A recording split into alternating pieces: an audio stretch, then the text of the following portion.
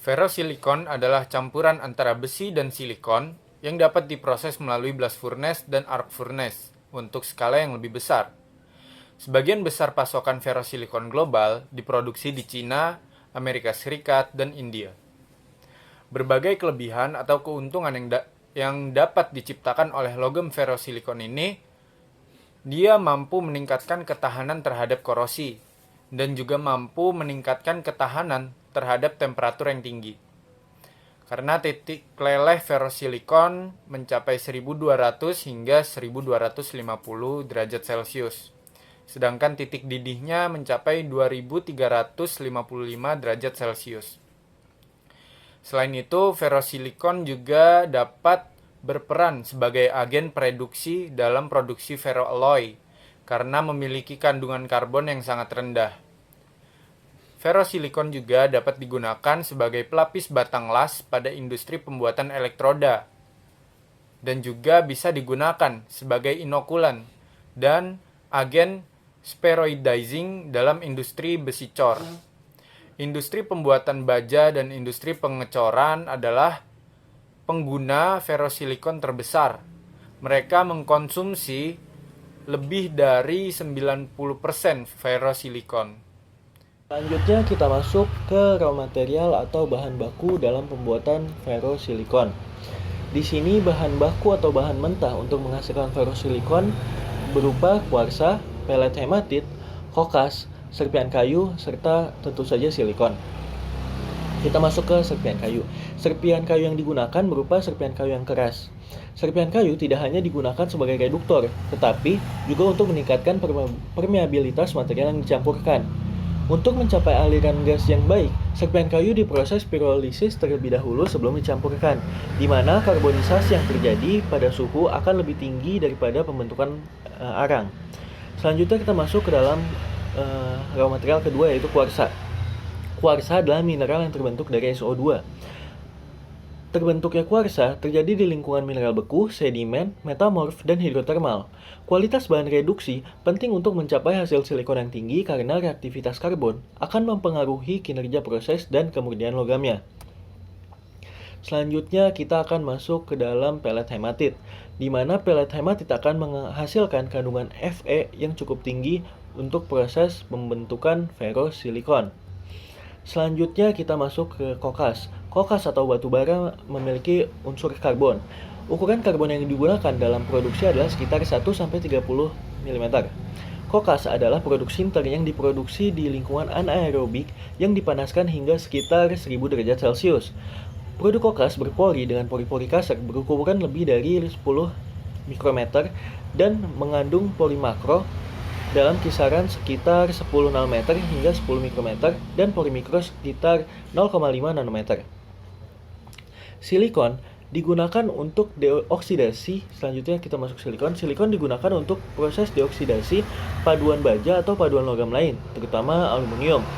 Hal ini juga bisa digunakan sebagai bahan baku dalam industri kimia dan bahan baku untuk industri semikonduktor.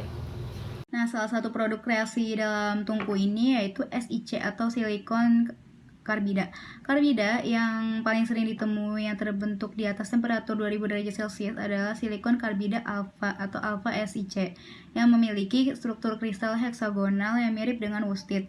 Struktur umum lainnya adalah modifikasi beta atau beta SiC yang memiliki struktur yang mirip dengan zinc blende dan terbentuk pada temperatur di bawah 2000 derajat Celcius. Silikon karbida yang berwarna hijau terang itu jika murni. SiC adalah senyawa kovalen tanpa titik leleh kongruen. Baik besi yang menggunakan scrap atau pellet digunakan dalam produksi ferrosilikon. Ferroalloy yang dihasilkan dalam proses ini memiliki kualitas yang berbeda dan yang paling umum adalah FeS 45%, FeSi 75%, dan FeSi 90%.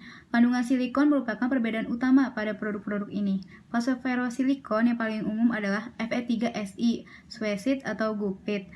Kemudian ada FeSi2 atau bisa dibilang verdisilit dan FeSi atau versilit.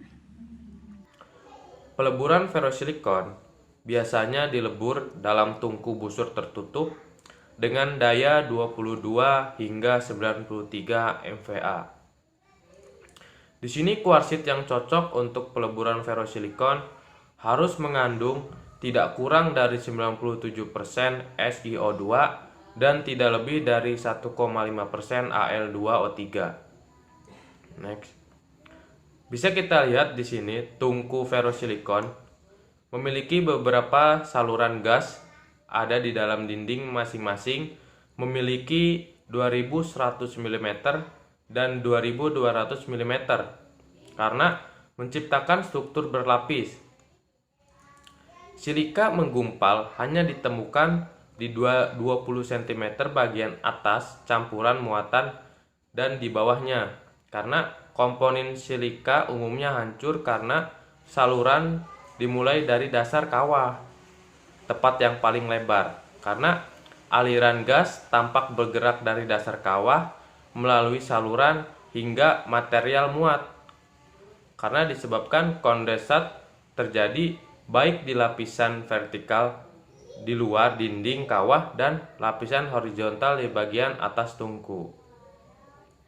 Selanjutnya yaitu proses pemurnian. Unsur-unsur khas yang harus dikontrol dalam silikon adalah Fe, Ca, dan Al. Karena Ca dan Al kurang mulia dari Si, sehingga mereka dapat dihilangkan dengan cara oksidasi. Oksigen untuk pemurnian dapat dimasukkan sebagai gas atau udara dengan cara dihembuskan atau juga sebagai oksida.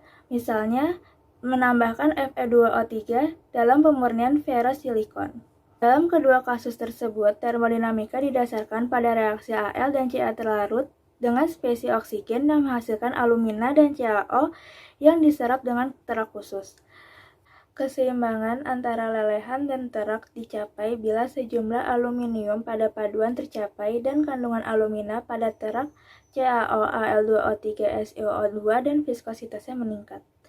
Jadi, untuk mencapai kandungan aluminium yang rendah, maka pengolahan terak dapat diulangi 2-3 kali. Untuk meningkatkan prosedur pemurnian, terak yang mungkin memiliki CaO atau CaF2 sebagai flux untuk menurunkan viskositasnya dengan meniupkan gas yang mengandung oksigen pada lelehan. Ada juga metode pemurnian ferrosilikon yang melibatkan pencampuran siderit atau FeCO3 dengan fluorspar. Siderit yang terurai saat pemanasan menjadi FeO akan mengoksidasi aluminium, CO2 sebagai gas untuk pencampuran yang efisien, sedangkan fluorspar untuk menurunkan viskositas. Berikut ini ada reaksi yang terlibat, salah satunya adalah reaksi reduksi.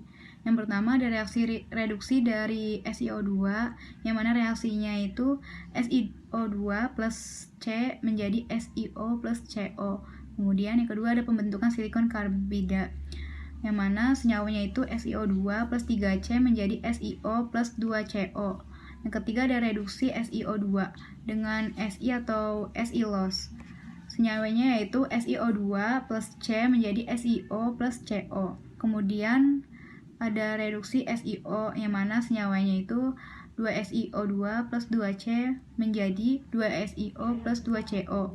Yang terakhir ada reduksi SiO2 dengan SiC, yang mana senyawanya itu ada SiO2 plus 2SiC menjadi 3Si plus 2CO.